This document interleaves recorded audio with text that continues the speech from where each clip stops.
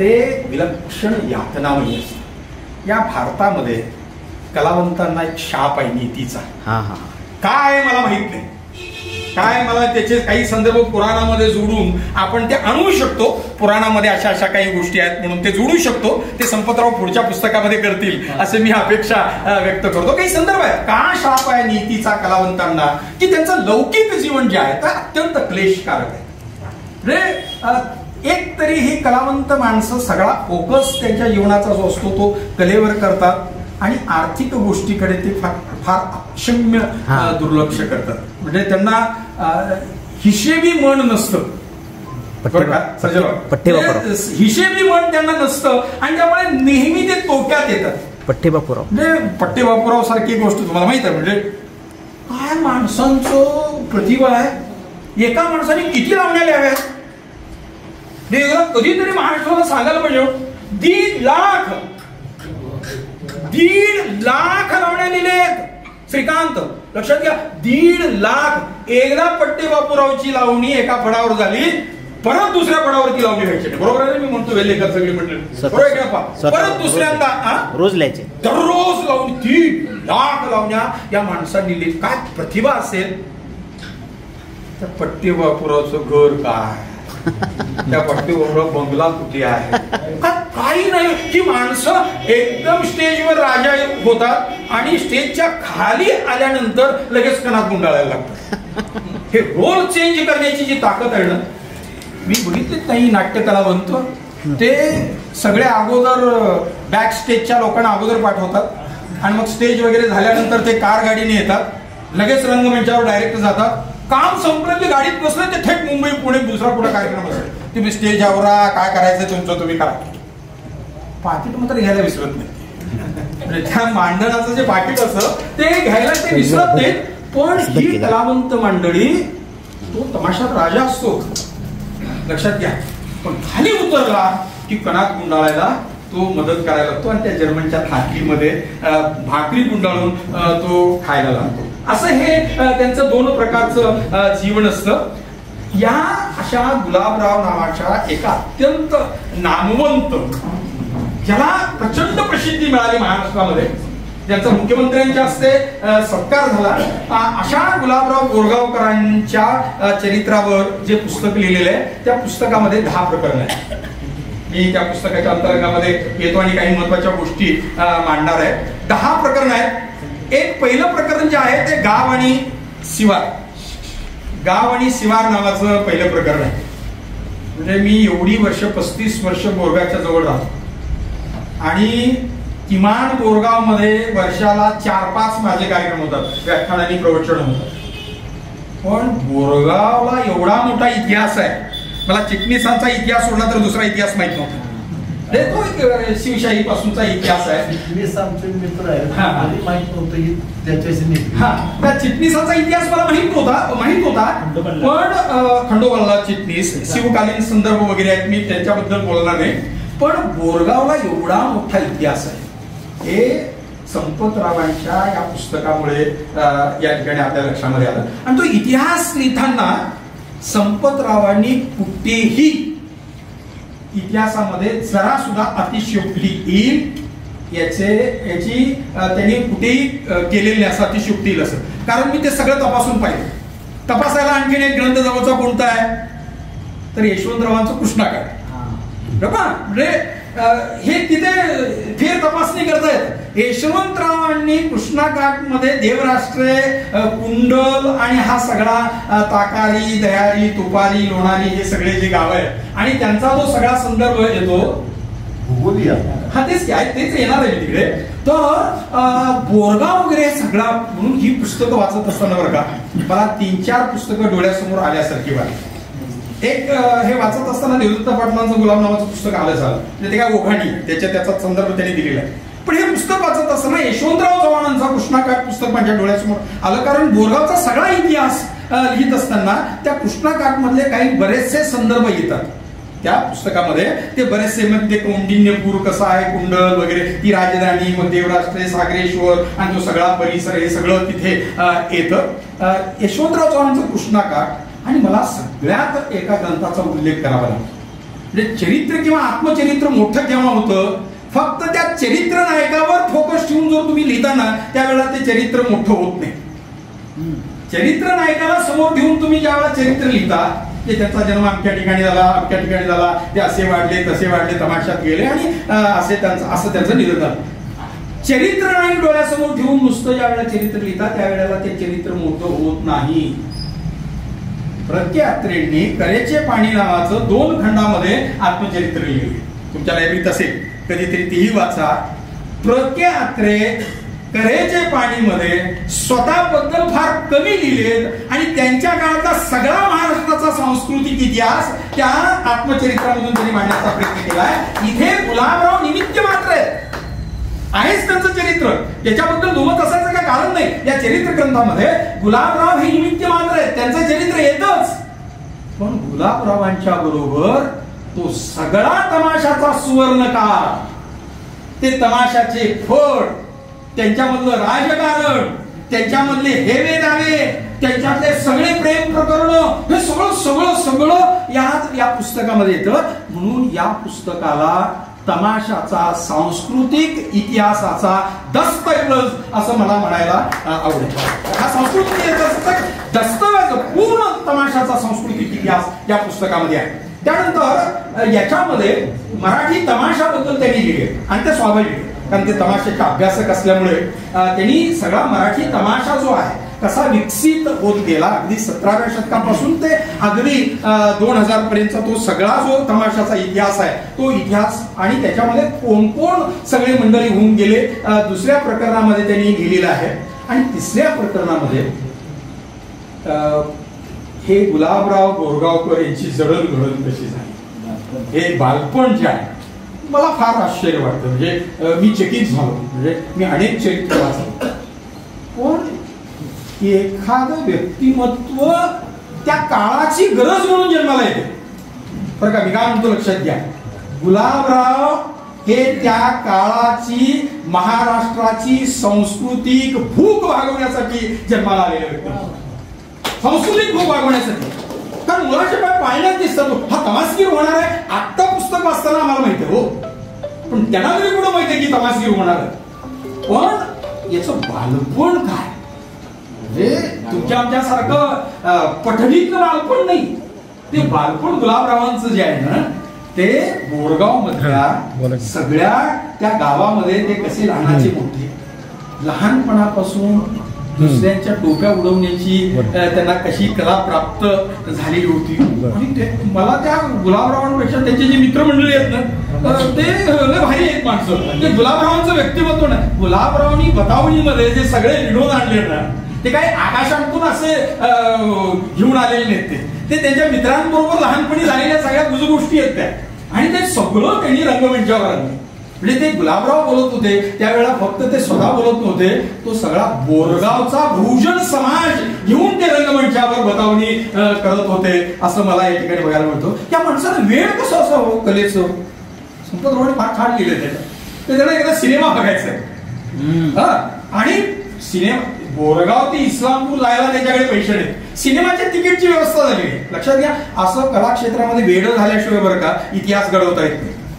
म्हणजे जी माणसं कलेमध्ये वेडी झालेली आहेत त्याच माणसांनी त्या त्या कलेमध्ये इतिहास घडवलाय. सिनेमा बघायचं, कसं बघायचं, मग तिकिटाची जुळणी झाली, काय आणि म्हणाने काय असेल त्यावेळेला त्या तिकिटाची जुळणी त्यांनी केली. जायचं कसं, अमावस्याचा दिवस आहे आणि त्यांना तिकडे जायचं आहे. गुलाबराव काय डोकं असलेला माणूस आहे, लक्षात घ्या. म्हणजे काय युक्त्या सुचत लोकांनी, ही क्रिएटिव्हिटी जन्मता असावी लागते. संतोषराव म्हणजे सृजनशीलता ज्याला आपण म्हणतो ती जन्मजात काही कधी येते. कुठेतरी एक जीन तो डेव्हलप झालेला असतो आणि तो या पिढीच्या लोकांच्या मध्ये येतो. आणि काय केलंय, आणि नाही बड्या मी नाही तू नाही असं सगळे म्हणत होते. आणि त्याचं नाट्यात्मक चित्रण सुद्धा संपतरावांनी फार भारी केलं. म्हणजे ते तिथे थांबलेले आहेत एका ठिकाणी आणि आता कसं गड्या जायचं आपण इस्लामपूरला सिनेमा बघायला. मग ते म्हणतात ते तिकडे त्या वगळीला बघा, थेट काही सांगत म्हणजे हे बतावणी तमाशात यायच्या अगोदर पासून आहे बरं का तिथे. तो सोंगाड्या त्याच्यामधला जो आहे ना, तो तमाशात यायच्या अगोदरपासून गुलाबरावांच्या मनामध्ये भिडलेला आहे. तो थेट म्हणत नाही चला आपण घेऊया आणि जाऊया अशा पद्धतीने म्हणतो. तो काय वातावरण निर्मिती त्या वगळीकडे बघ. काही लोकांना नाना, काही लोकांना डोळे असतात, कलावंतांना दृष्टी असते. तुमच्या आमच्यासारख्या माणसांना डोळे असतात, कलावंताला दृष्टी असते. ते त्याच्याबरोबरची माणसं डोळे असलेले आहेत. ते बघतो काय दिसत नाही बाबा, काय चेष्टा करतोस वगैरे अशा पद्धतीने ते म्हणतात. ते म्हणले बघा तिथं म्हणले गाढवं झोपलेली आहे. आता त्यांना काय कळत नाही सिनेमाचा, जाण्याचा आणि गाढवाचा काय संबंध, काही त्यांच्या लक्षात येत नाही. मग ते म्हणतात अरे ते गाढव हुसका तरी, घुसकण्याचा प्रयत्न करतात. त्याची सुद्धा एक गंमतशीर त्यांनी वर्णन केलेलं आहे. हे संपतरावांचं कौशल्य आहे, ते वर्णन करायचं ते संपतरावांचं कौशल्य आहे. लेखक म्हणून त्याच्यात जिवंतपणा आणण्याचं काम त्यांनी केलेलं आहे. आणि ती गाढवं आणतात त्या इस्लामपूर रोडला आणि 4 गाढवावर बसतात आणि गाढवाचं वाहन घेऊन सिनेमा बघणारी ही 4 मंडळी महाराष्ट्राच्या इतिहासातली 4च असते. गाढव घेऊन इस्लामपूरला जातात आणि पुन्हा गंमत कशी आहे, इस्लामपूरला गेल्यानंतर ते कुठं बांधायचं ते बांधून ठेवतात, कारण येताना सगळं ते परत पाहिजे ना. आहे ते मी सांगणार आहे, गंमत आहे. आणि ते सगळं मला ते आठवायला लागलं बरं का, म्हणजे त्या रूटने मी अनेक वेळा गेलोय आणि त्यामुळे ते आता सुद्धा ते सगळे संदर्भ जसेच्या तसे आपल्याला पाहायला मिळतात. त्या चिंद्या पीर जवळ आल्यानंतर त्याच्यातला एक मुलगा, त्यांचा गुलाबरावांचा दोस्त, त्याच्या डोक्यात भूताखेताच्या गोष्टी यायला लागतात. ते घाबरतो आणि ते तसंच त्याला घेऊन जातात विनोद वगैरे करत आणि तिथे ते बांधतात गाढव. सिनेमा बघूपर्यंत गाढवाला विसरलेले. हे फार महत्वाचं आहे. नाहीतर काय आहे, एसटी चुकव म्हणून तुम्ही जर सिनेमा बघत बसला तर तो सिनेमाही कळत नाही आणि मग एसटीही मिळत नाही. अशा पद्धतीची बऱ्याच वेळेला आपल्या लोकांची अवस्था असते. ते गाढव पूर्ण विसरलेत सिनेमाच्या काळामध्ये आणि सिनेमा बघतात.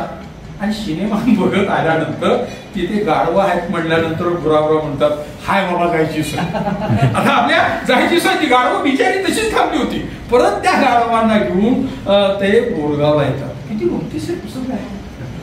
हा एका कथेचा विषय होऊ शकतो, लक्षात घ्या. इतकं सुंदर वर्णन संपतरावांनी त्या पुस्तकामध्ये केलेलं आहे. आणखीन एक प्रसंग त्याच्यामध्ये मला आवडलेला आहे त्यांच्या जडणघडणीमधला. हे लहानपणीच कसं हे सगळं ज्याला आपण आउट ऑफ बॉक्स थिंकिंग, आताच्या सायन्सच्या भाषेमध्ये जर बोलायचं झालं तर बॉक्स मध्ये थिंकिंग करणारे हे मध्यमवर्गीय 16व्या वयातली माणसं असतात. तुमच्या लक्षात आलं असेल, बॉक्स मध्ये थिंकिंग करणारे म्हणजे चौकटीत विचार करणारे हे मध्यमवर्गीय 16व्या वयातली माणसं असतात, जे आउट ऑफ बॉक्स थिंकिंग करतात. त्या चौकटीच्या बाहेरचं जे थिंकिंग करतात ते गुलाबराव. गुलाबरावांची प्रत्येक कृती आउट ऑफ बॉक्स आहे, म्हणजे चौकटीतलं काहीच नाही. म्हणजे असं गुलाबरावांच्या बद्दल लहानपणी त्यांच्या वडिलांना सुद्धा वाटलं नसेल हे असं काहीतरी करेल, असं काहीतरी वेगळंच करून ठेवायचं. लक्षात घ्या, हेच यालाच आउट ऑफ बॉक्स थिंकिंग, जे युगपुरुष किंवा इतिहास पुरुष ज्याला आपण म्हणतो ना, असे आउट ऑफ बॉक्स थिंकिंग करतात. आणि मग त्यांनी ते मासा धरण्याचा एक प्रसंग आहे तिथे रात्रीचा, म्हणजे मासे धरायचे, खेकडे धरायचे, नदीवरचा तो सगळा प्रसंग आणि त्याच्यातल्या गमती जमती. ते पुस्तक वाचा, मी ते सगळं सांगत बसेल. सगळं सांगितल्यानंतर वाचायचं काय असा तुमच्या मनामध्ये निर्माण होईल. ती जडणघडण जी आहे ती जडणघडण तिथे पाहायला मिळते. आणि मग ते तमाशाकडे कसे वळले, एक थोडा भाग मी घेतो. तमाशाकडे ते कसे वळले हा सुद्धा एक सुंदर अशा पद्धतीचे प्रसंग. कुठलीही पार्श्वभूमी नाही, तमाशाकडे येण्याचं कारण एकच काय की तमाशा त्यांना आवडतो. एवढंच त्यांचं नातं आहे त्या तमाशातलं. पूर्वी काय असं काय फार मोठी परंपरा वगैरे त्यांच्या घरामध्ये आहे असं नाही. त्यांचा मुलगा तमाशामध्ये काम करतो ही परंपरेची गोष्ट आहे, पण त्यांना काय अशा पद्धतीची परंपरा नाही. ते तिथे तमाशा बघायला मिळावं आणि त्याच्यामध्ये कधीतरी काम करायला मिळावं. डायरेक्ट मला त्या तमाशातला सोंगाड्या करा असं कुठंही ते म्हणत नाही. त्या अगोदर बिगारी करतात. फार महत्वाचं आहे. तिथे ते काम करतायत. मला कधी माडगुळकर आठवतं की वाचत असताना मला ते पटकन आठवलं. गदी माडगुळकर ज्या वेळेला माडगुळी सोडून कोल्हापूरला गेले आणि त्या जयप्रभा स्टुडिओमध्ये झाडू मारण्याचं काम करत होते, झाडू मारण्याचं काम करत होते. आणि एक त्यांच्या चित्रपटामध्ये गाणं लिहिणारा माणूस एक दिवस आला नाही. त्यावेळेला असं नव्हतं, गाणं लिहायचं ते ऍट अ टाइम सगळं एकाच वेळा चालायचं. त्यावेळेचे ते चित्रपट होते, ते जयप्रभा स्टुडिओमध्ये भाजी पेटारकर वगैरे मंडळी होती. ते माडगुळकर तिथे झाडू मारताना त्यांची चर्चा ऐकली आणि ते म्हणाले की गाणं लिहिणारा आला नाही, काय करायचं. माडगुळकर मी लिहू का, पहिल्यांदा झाडू मारणारा तू गाणं लिहितो का. ते म्हणाले बघा तरी. त्यांनी लिहिलं, 2-4 गाणी लिहिली आणि त्या भाजी पेंढारकरांना दिली, आवडलो आणि नंतर तो महाराष्ट्राचा वाल्मिकी झाला. हे सुरुवात लक्षात घ्या, म्हणजे ग्राउंड टू अर्थ असलं कलावंतांनी आणि शेवटपर्यंत गुलाबराव बोरगावकरांनी आपला ground to earth he philosophy सोडलेली नाही. काय नेहमी जमिनीवर त्यांनी ठेवलेले, कुठेही आकाशात ते गेलेले नाही. तुम्ही बघा, मी बिगारी केलेली आहे आणि बिगारी करता करता तमाशा बघता बघता खूप सांगण्यासारखं आहे मला. पटकन सगळ्या गोष्टी करता करता मनात काय विचारायचं, अस्सल कलावंत कसा विचार करतो, ते कलावंताचं मन सुद्धा सायकोलॉजी काय असते. तर म्हणायचं की कवा आपल्याला याच्यामध्ये संधी मिळणार स्टेजवर यायला, काहीतरी कारण घडायला पाहिजे ना. आपण काही अशी परंपरेतली माणसं नाही आणि आपल्याकडे काय वशिलाही नाही, त्याला ह्या म्हणून सांगायला कुणी त्यांच्या पाठीमागे नाही. मग कोण घेणार आपल्याला. त्या आपल्या मध्यमवर्गीय पद्धतीने ते विचार करतात, कुठला तरी एक सोकाडे आजारी पडावा आणि मला छोटी का असेना संधी त्या ठिकाणी मिळावी. आत्मविश्वास त्याच्यातला किती आहे, आजारी पडावं सोडून द्या निगेटिव्हिटी त्याच्यामधली, पण आत्मविश्वास काय, एकदा माझं पाऊल पडू दे स्टेजवर, त्या पावलाचे 100 पावलं केल्याशिवाय राहणार नाही, हा त्यांचा आत्मविश्वास. आणि मग ते तमाशात उभे राहतात आणि मग माडिक गेल्यानंतर ते नंतर तो त्यांचा भाग आहे, ते सगळं मी आता सांगत बसवतोय. तर ते तमाशात उभे राहतात. बतावणीमध्ये म्हणजे तमाशामध्ये बरं का, हे बतावणी हे जे प्रकरण आहे ना ते उशिरा तमाशात आले. म्हणजे जो पेशवे काळातल्या तमाशेमध्ये हा बतावणीचा प्रकार नव्हता. म्हणजे पेशवे काळामध्ये तमाशामध्ये शृंगार प्रधानता होती. पण पेशवोत्तर काळामध्ये ज्या तमाशा आल्या त्या तमाशामध्ये या सगळ्या तमाशगिरांनी ठरवून सगळे 9 रस एकत्र आणण्याचं काम केलेलं आहे. म्हणजे त्याच्यामध्ये फार्स नावाचा जो भाग आहे, म्हणजे गणांनी सुरुवात होतो, गवळण येते आणि मग त्या गवळणी आल्यानंतर मग बतावणी त्या ठिकाणी जी सुरू होते ना. नंतरच्या कालखंडामध्ये पूर्वी गवळणीला महत्व असायचं, वगाला महत्व असायचं. पण असा एक महाराष्ट्राच्या तमाशाच्या इतिहासातला सुवर्ण काळ आला की लोक फक्त बतावणी ऐकायला जात होते, फक्त बतावणी. आणि गुलाबराव बोरगावकर आणि दत्ता माडिक जर असतील तर बतावणीच फक्त ऐकायचं. मी असे कितीतरी बघितले, म्हणजे माझ्या लहानपणी 60 नंतर, विशेषतः 60-65 नंतर यांच्या तमाशा फडाचा जो सुवर्ण काळ होता, तो त्या सुवर्ण काळामध्ये लोक गड लागले की बाहेर आणि बतावणी सुरू झाली की आत, थिएटरच्या आत यायचे किंवा कणातीत आत यायचे. इतक्या सुंदर बतावण्या, त्या बतावण्यामधले जे विषय आहेत ताई बरं, हे बतावणी नावाचा जो भाग आहे तो नुसतं बाधा मारण्यासाठी त्याला फिलॉसॉफिकल टच आहे. म्हणजे ज्या माणसाबद्दल उघड काही लिहिता येत नाही, त्या माणसांचा सांस्कृतिक दहशत आहे समाजामध्ये, त्या लोकांची खिल्ली उडवण्याचं काम तमाशामध्ये त्यांनी केले.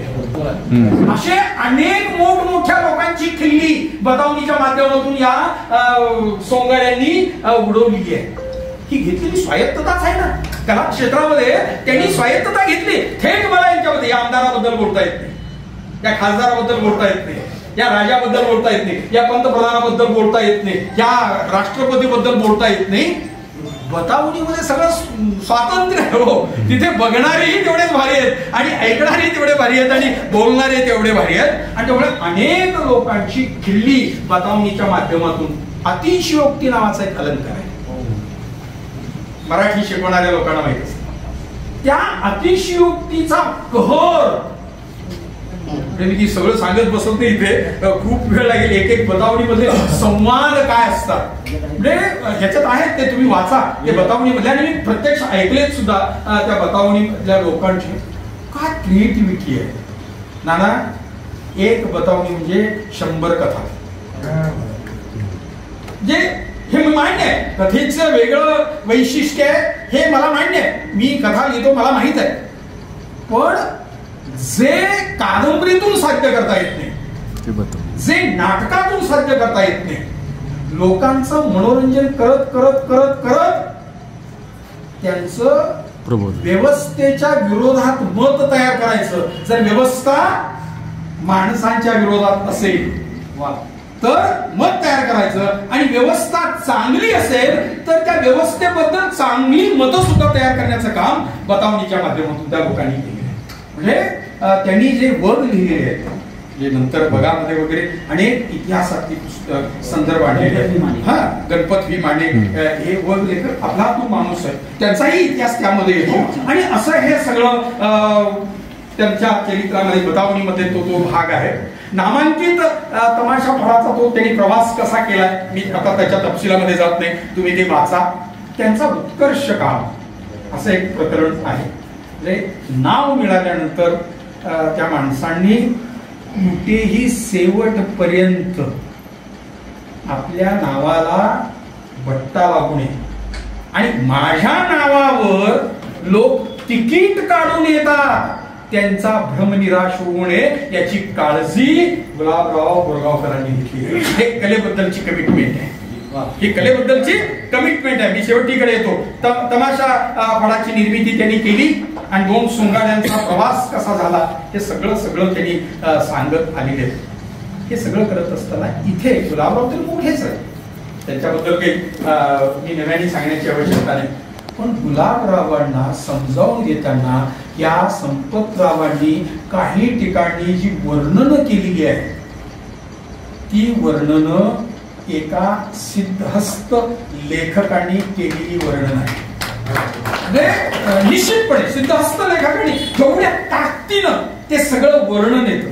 म्हणजे आणि अशा अनेक प्रसंग आहेत. म्हणजे त्या भांडणं झाल्यानंतर ते प्रेम प्रकरण वगैरे त्यांनी जे आणलेलं आहे, त्यावेळेला त्यांचं जे संवाद आहे वगैरे ते माणसं काय वेगळ्या पद्धतीने ते सगळं त्यांनी शब्दबद्ध करण्याचा प्रयत्न केलेला आहे. माझं एवढंच म्हणणं आहे की जे हा जो चरित्र ग्रंथ आहे, हा तो येणार आहे पृथ्वीच्या प्रसंगात. हा जो चरित्र ग्रंथ जो आहे तो चरित्र ग्रंथ मी मगाशी म्हणालो तो एक चरित्र ग्रंथ म्हणून यशस्वी आहेच. तमाशाचा इतिहास म्हणून या ग्रंथाकडे आपल्याला बघावं लागेल. दुसरं एक आणखीन एका दृष्टिकोनातून मी मगाशी म्हणालो तो त्या काळातल्या सांस्कृतिक तमाशाचा सांस्कृतिक इतिहास म्हणून सुद्धा या ग्रंथाकडे बघावं लागेल. आणि या ग्रंथाकडे आणखीन एका दृष्टिकोनातून बघावं लागेल, ते म्हणजे या सगळ्या कलावंतांचं मन समजावून घेण्याचा जो प्रामाणिक प्रयत्न संपतरावांनी केलेला आहे हे फार महत्वाचं आहे. म्हणजे ते कलावंतांचं मन समजावून घेणं हे जे आहे ते त्याला कलावंतच असावं. एक कलावंतच एका कलावंताचं मन समजावून घेऊ शकतो. इतकं समरस होऊन त्यांच्या त्या लेखा मला आवडलेला एक प्रसंग या ठिकाणी आहे, तुम्हाला सांगण्याचा मोह होतो खरं म्हणजे आता मी काढलेलं होतं पण सांगतोच मी. तो प्रसंग असा आहे की दत्ता माडिक आणि ते एकत्र येऊन फड काढायचं ते ठरवतात. हा, त्या लोकांची एकमेकांना सांभाळण्याची ताकद किती आहे. त्या मूळच्या मालकाला कसं सांगायचं ते सोडत असताना, कारण काहीतरी बालन येईल आपल्याला. आणि दुसरी महत्वाची गोष्ट अशी आहे की नवा फळही त्या ठिकाणी निर्माण करायचं. त्यावेळेला गुलाबराव आणि दत्ता माडिक यांच्यामध्ये जे संवाद आहे आणि ते भेटण्यासाठी त्या शिरूर जवळ त्या नदीच्या शिष्यंबीची तिथे त्या नदीच्या काठावर रात्रीच्या वेळेला कशा पद्धतीने भेटतात आणि काही न बोलता फक्त एकमेकांचा हात हातात घेतात आणि त्याच्यातून ते सांगतात की आता यापुढे आपल्या दोघांचा प्रवास सुरू होणार आहे. ही कलावंत माणसं वेगळ्या आयामाने जगत असतात आणि ते डायलॉग्स नुसते ऐकले दोघांचे, ते डायलॉग्स ते फट निर्मिती करत असतात. मग मध्येच कोणतरी सावकार तो आहे तो एक ठिणगी टाकतो की त्याच्याकडे पैसे भरपूर आहेत, ते वाट्याने आलेले आहेत वगैरे, आणि मग तिथून परत ते दत्तामाडी कोरगावला येतात. मग तिथे त्यांचे गैरसमज कसे निघतात आणि मग पुढे बोर्ड स्वतंत्र कशा पद्धतीने निघतो वगैरे, तो सगळा इतिहास खूप छान आहे. हे कलावंत जे 8 महिने घरापासून लांब राहायचं, 4 महिने घरात आणि 8 महिने घरापासून लांब राहायचं. आणि माझं एक मत आहे, संपतरावांनी ते पटेल अगर न पटेल, जर गुलाबराव बोरगावकर हे फक्त सोंगाळ्या म्हणून राहिले असते तर 80 वर्ष जगले असते. मी काय म्हणतो लक्षात घ्या, फक्त सोंगाड्या म्हणून राहिले असते तर 80 वर्ष जगले असते. ते फड मालक झाल्यामुळे 100 लोकांचं कुटुंब जगण्याची जबाबदारी गुलाबरावांना आणि त्याचा जो ताण आहे, 2 मुलं आणि 1 बायको सांभाळूपर्यंत काय अवस्था होती आपल्याला. इथे 100 लोकांचं कुटुंब जगवायचंय. एक माणूस त्यांच्यातला सातत्यानं, अभिनेता तरी होताच तो होता, पण एक माणूस म्हणून संवेदनशील कुठेही त्या धक्का लावता कामा नये, आपलं अर्थशास्त्र बिघडता कामा नये. आपलं अर्थशास्त्र बिघडलं तर 100 माणसं रस्त्यावर येणार आहेत. हा सातत्याने त्यांच्या डोक्यामध्ये येणारा विचार, त्याच्यातून त्यांना इथे त्यांचा मृत्यू आहे. त्या मृत्यूची चाहूल सुद्धा संपतरावांनी बाहेर दिली आहे. दत्ता महाडिक आणि गुलाबराव बोरगावकर हे दोघे गप्पा मारत बसलेले आहेत एका तमाशाच्या अगोदर, आणि दत्ता महाडिक आजारी आहे आणि ते बोलताना म्हणतात, आता वय झालं, कोण कधी या जगाचा निरोप घेईल काही सांगता येत नाही. त्या आपल्यापैकी दोघांपैकी कोण जगाचा निरोप घेईल सांगता येत नाही. कारण दत्तामाडी स्वतः आजारी आहे. त्यांना वाटत होतं गुलाबराव धष्टपुष्ट आहे, ते राहतील आणि मी जाईल. पण नीतीचा खेळ फार वेगळा आहे. नीतींनी दत्ता माडकांना तसंच ठेवलं आणि गुलाबराव बोरगावकरांना त्या याला जाताना तिथे त्यांचा मृत्यू झाला. मुरबाडच्या घाटामध्ये त्यांचा मृत्यू झाला. मला सगळ्यात मोठा नाना त्या कलावंताला वाहिलेली श्रद्धांजली जर कोणती असेल, ज्या दिवशी गुलाबराव बोरगावकरांचा मृत्यू होतो, ही माणसं कशी असतात, कलावंत माणसं कशी असतात, मृत्यू होतो आणि ही बातमी सगळीकडे पसरते. खरं म्हणजे 2 तमाशामध्ये ईर्ष्या असते. 2 तमाशामध्ये ईर्ष्या असते, व्यावसायिक ईर्ष्या असायलाच पाहिजे. पण गुलाबराव गेले कळल्यानंतर त्या दिवशीचे सगळे तमाशाचे फोड बंद होतात. हे तमाशाचं श्रीमंती आहे आणि हे सगळं या पुस्तकामध्ये त्यांनी मांडलेलं आहे. माझी एकच विनंती आहे, सांगितली त्या पद्धतीनं आमचे संपतराव हे असे उदार करणं, पुस्तक काढण्याने वाटून टाकलं. जसं गुलाबरावांना हिशेब कळला नाही तसं संपतरावांना सुद्धा हिशेब कळलेला नाही. त्यामुळे हे पुस्तक आता लोकांनी विकत घ्यायला, संपतरावासाठी नाही. काय म्हणतो, संपतरावांना चांगला पगार आहे त्यामुळे मी त्यांच्यासाठी नाही सांगत. हे पुस्तक घराघरात पोहोचायला पाहिजे. कारण या सांगली जिल्ह्यामध्ये भारतीय पातळीवर आपल्या अभिनयाच्या द्वारे एक स्वतंत्र नाममुद्रा निर्माण करणारा माणूस आपल्या बोरगावचा आहे हे कळण्यासाठी हे पुस्तक घराघरामध्ये गेलं पाहिजे. एवढंच मी या ठिकाणी विनंती करतो. मी म्हणालो 40 मिनिटं, पण थोडस जास्त बोललो. हे माझं नाही, हे गुलाबरावांच्यासाठी मी जास्त बोललो. नाहीतरी मी 5 लाच येऊन थांबलो. मी तुमची 1.5 तास वाट बघितली गेली आहे, माझ्यासाठी 20 मिनिटं वाट बघायला